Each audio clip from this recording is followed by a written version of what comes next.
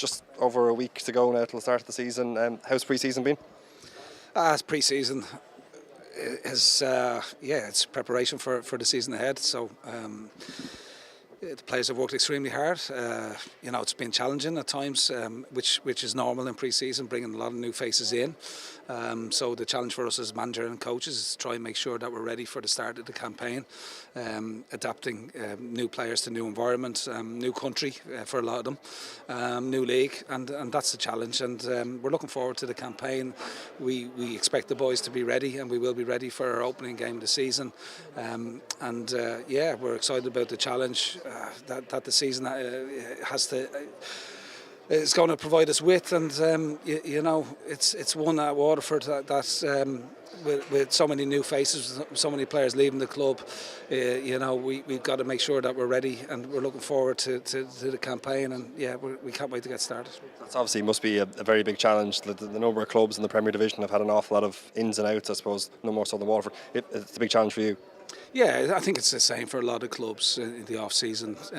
There's a lot more stability around football in this country at this moment in time than there has been for many years. There's lots of positivity around the league, having the TV exposure, which is fantastic for the brand, the League of Ireland, to build that brand, to have that familiarity on our TV screens. And to give us the exposure that we've been crying out for so many years. So. It's and I suppose it's never been as sexy to be involved with League of Ireland and to follow a League of Ireland football club. Stadiums and grounds are sold out most weeks. The profile of managers within the league is getting stronger and better all the time. So that's the challenge for us. We've all got to step up to the plate. The standards have risen.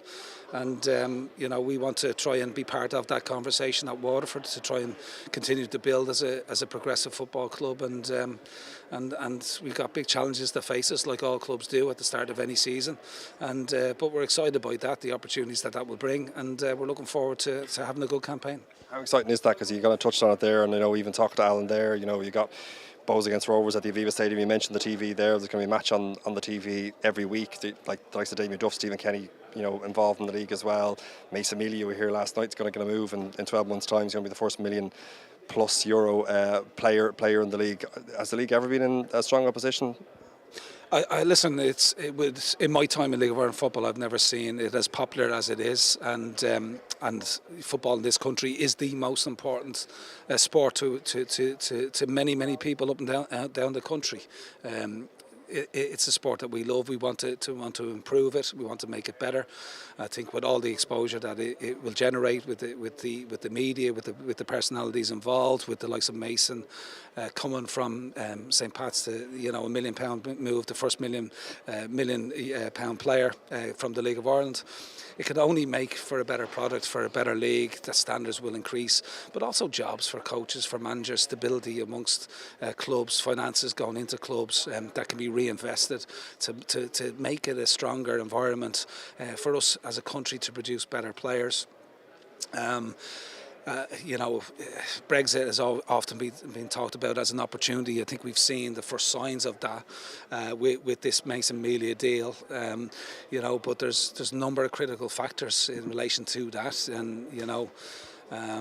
and players as well as parents as well as agents and football clubs all have to understand that that we want to try and reinvest the money. We want football to move forward. We want to develop better players, and only to do that, government need to understand this, that investment in football clubs, in their academy systems, is the most pressing challenge that we've got in League of Ireland football, in Irish football, to generate the next develop the next generation of talent. And the likes of Mason moving, and players previously like Evan Ferguson, from my own previous club, players like that, will only help improve the standards, we feel, over a number of years to develop football in this country. Just on Waterford, I know we spoke there, it's a very different group and different challenge this season, but when you look to the superb start you made to last season, how do you go about trying to sort of replicate that? Yeah, listen, it's we're a progressive football club. We had a solid campaign last year coming up from the first division through the playoff. We had a great start to the season. We occupied the top 5 positions in the league for probably a long period of the season. Maybe just tapered off in the latter half of the campaign. And that's the challenge for us as a football club, to progress, to move forward. We brought in 9 new faces. We've lost a lot of players, key players to us from last year. But we're excited about what we brought in, the quality that we have. The age profile within the squad is slightly better than what it was in terms of what we had last year. So lots of new faces, lots of new personnel to the league, some experienced heads like Andy Boyle coming to the club. So you don't know until you cross the white line, until the competition really starts. Pre-season is a phony war. I've said this over many years, that it can be false. It can give you a false sense of security in terms of if you're doing well in pre-season. Some of your results, I think really in the white heat of battle on Saturday the 15th against Sligo, we'll fully understand where we are as a team. And but that's day one. It doesn't mean that we can't progress and get better as the season goes on. I'm sure we want the boys to be ready, and we will be ready. But we're looking for progression always. We want to try and improve as a football club, and that will mean that we're looking up, not down. What would be a good season for Waterford? Well, listen, I'm not going to put anything out there on the table, but we have our own objectives for the season. We have a vision for the football club.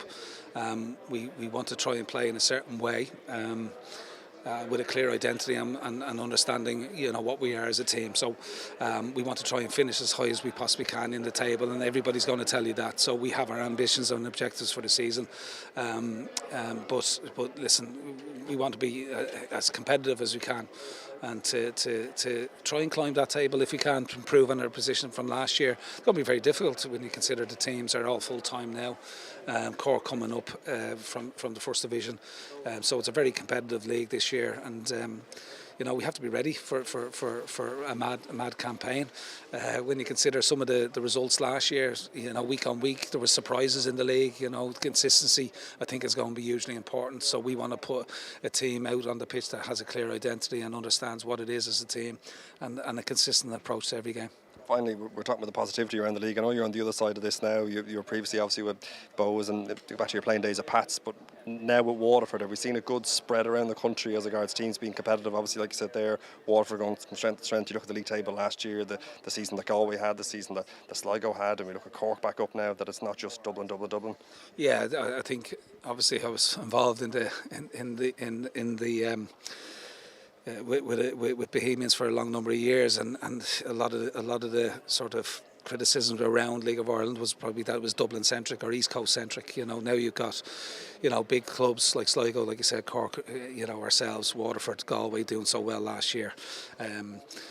So hopefully there is a competitive regional spread amongst the league, and I think that's important for football in this country, that you have your strong cities, the bigger cities, being represented in the Premier Division. And it's going to be highly competitive. I think most squads, the depth amongst the squad, there's lots of good players in every squad, and that's probably why some of the results last year were so up and down week on week, because maybe there's been a levelling of the playing field in terms of the quality available to most squads, albeit that a lot of teams have invested heavily this year, and the landscape of clubs increasingly spending money to strengthen their squads exponentially in order to secure Europe, in order to secure silverware.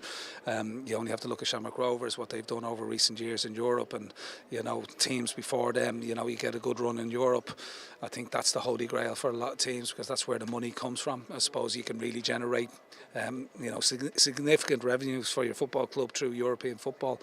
That's where everybody wants to be, and I suppose that's the challenge for all clubs. Best luck this season. Thanks for being chatting to us. Cheers, thanks a lot.